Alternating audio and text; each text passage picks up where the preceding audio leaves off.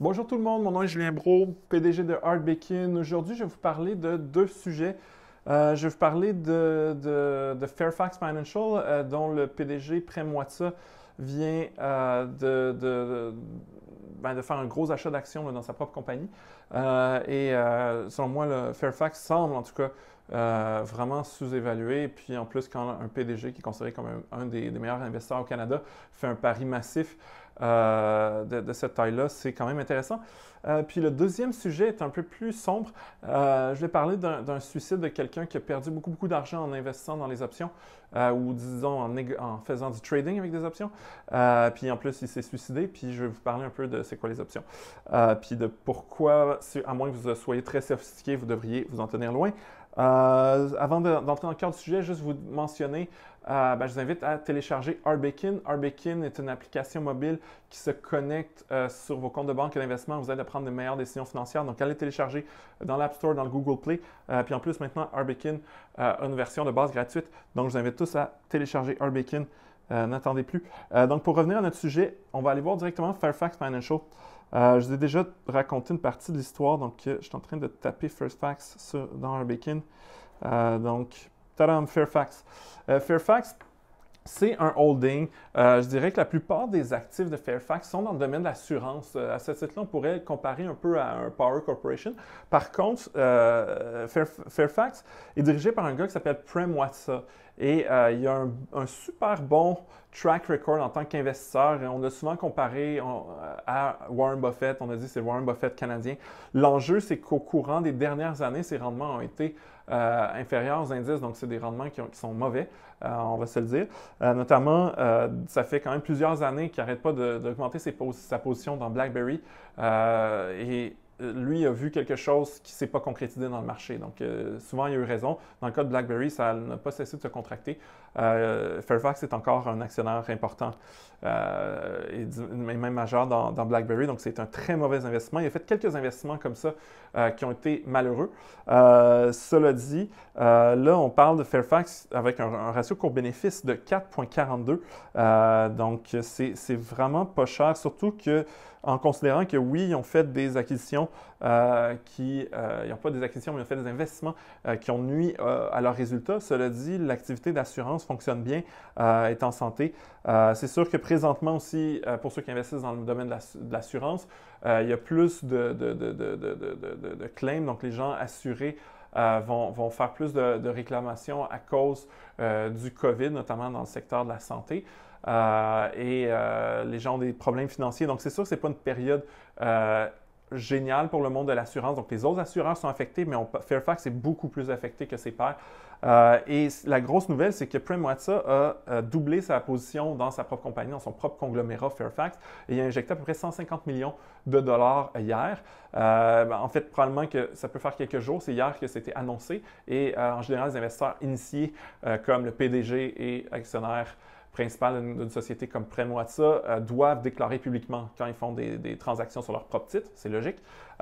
Et ils ont 10 jours. Donc peut-être que, j'ai dit hier, mais peut-être que c'est il y a 10 jours que fait la transaction. Gardez toujours ça en tête et regardez justement la courbe boursière puis on pourrait la regarder là, dans les 10 derniers jours.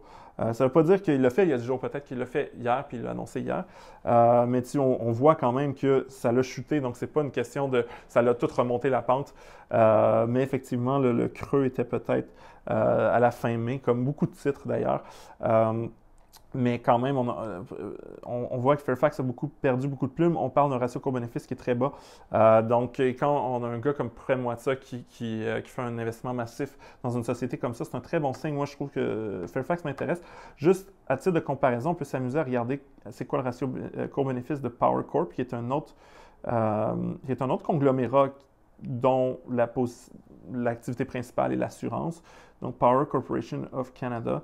Et on pourrait aller voir d'autres compagnies d'assurance, mais un ratio court-bénéfice quand même bas, on s'entend. Comme je l'ai mentionné, l'assurance va un peu moins bien, mais est quand même 2 fois plus élevé et même un peu plus que Fairfax. Donc, moi, je trouve que Fairfax, pour un investisseur en valeur, c'est quand même intéressant. Donc, c'est à peu près tout ce que je voulais dire sur Fairfax. Gardez-le sur votre radar, ajoutez-le à votre watchlist sur Hardbacon. L'autre sujet dont je voulais vous parler, en fait, n'a pas de temps à voir avec Hardbacon. Je vais juste mettre en garde les gens qui m'écoutent par rapport aux options. Parce que c'est sûr, la mission de Hardbacon, c'est d'aider les gens à s'enrichir. Au début, on a commencé juste avec l'investissement. Aujourd'hui, on le fait avec la planification, avec le budget. On veut que vous épargniez, on veut que vous investissiez. C'est vraiment important. C'est notre valeur. Puis on pense que la richesse vient avec l'investissement. Donc, on incite aussi les gens à investir. Et il y a une différence entre investir puis faire du trading ou de la négociation. Et la négociation, c'est juste d'essayer d'acheter quelque chose, de le revendre une seconde après et de faire un peu de profit. Et je ne pense pas que personne devrait faire de la négociation. Je pense que tout le monde devrait investir dans des compagnies dont ils veulent être propriétaires et qui sont prêts à rester propriétaires pendant longtemps. Donc, on va parler des options aujourd'hui. Les options, ça peut être utilisé pour couvrir des risques. Ça peut être utilisé par des investisseurs plus sophistiqués pour investir dans le marché en minimisant leurs risques. Donc, c'est pas forcément... Les options ne sont pas fondamentalement risquées, c'est juste qu'elles sont quand même compliquées. Vous avez besoin d'un niveau mathématique peut-être un peu plus élevé pour gérer votre risque. Ça vient aussi avec des risques. Si vous ne savez pas vous en faire servir ou vous trompez de calcul ou vous ne savez carrément pas qu'est-ce que vous faites, les pertes peuvent être illimitées. Et récemment, on a un utilisateur de Robinhood. Et là, je n'ai pas le fond de l'histoire. C'était publié sur plusieurs sites financiers. Essentiellement, c'est un parent ou je pense une parente. Non, c'est un parent. Je pense que la personne a dit mon cousin. Donc, c'est le cousin d'un investisseur qui s'est suicidé.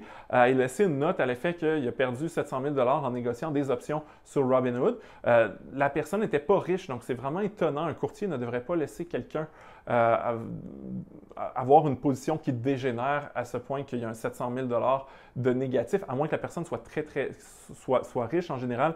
On a des ratios, du moins au Canada, mais je pense qu'aux États-Unis aussi, qui doivent être respectés. Donc peut-être que c'est peut-être faux, peut-être qu'il y a un problème informatique. Je ne connais pas le fond de cette histoire-là. Cela dit, il y a des gens qui m'ont montré cet article-là et qui m'ont dit comment c'est possible qu'un jeune perde 700 000 $.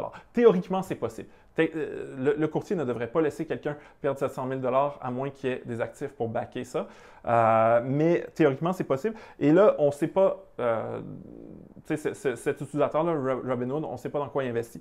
Je vais te donner un exemple, puis c'est très théorique. Je n'ai pas pris un titre en particulier, mais on pourra en trouver un.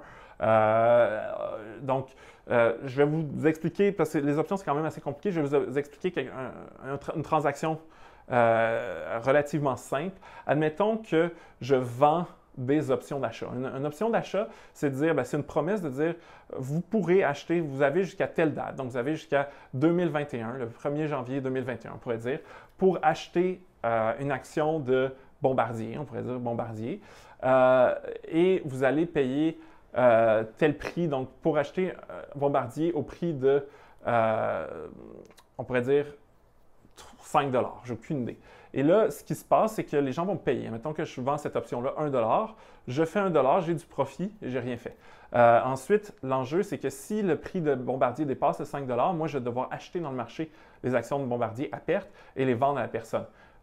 Donc là, j'ai fait un petit calcul et c'est pas basé sur Bombardier, mais juste sur une compagnie fictive. Mettons, j'ai une compagnie fictive qui fait des trucs et l'action, c'est un petit penny stock, petite compagnie. L'action vaut juste 10 sous.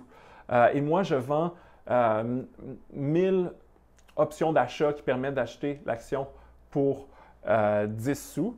Donc, mettons que je vends l'option, mettons qu'elle se négocie aujourd'hui à 10 sous. Donc, je me dis, c'est pas très risqué, la compagnie est mauvaise, elle va rester à 10 sous, elle va être baissée, puis je ne vais pas perdre un sou. Si l'action n'augmente pas plus que le prix de l'option d'achat, mais l'option ne vaut rien et j'empoche l'argent sans aucun risque. Donc, OK, je vends ça, je fais 1000 $, OK? Mais j'ai 1000 options à 10 sous. Admettons que l'action atteint 100 $. Là, les investisseurs qui ont acheté les options d'achat sont morts de rire. Ils achètent l'action pour 10 sous, elle vaut 100 $. Donc, moi, il faut que j'achète 1000 fois 100 $. Donc, ça fait 100 000 $. Ça me coûte 100 000 $ et essentiellement, il me donne à peu près 100 $. C'est quoi 1000 fois 10 sous?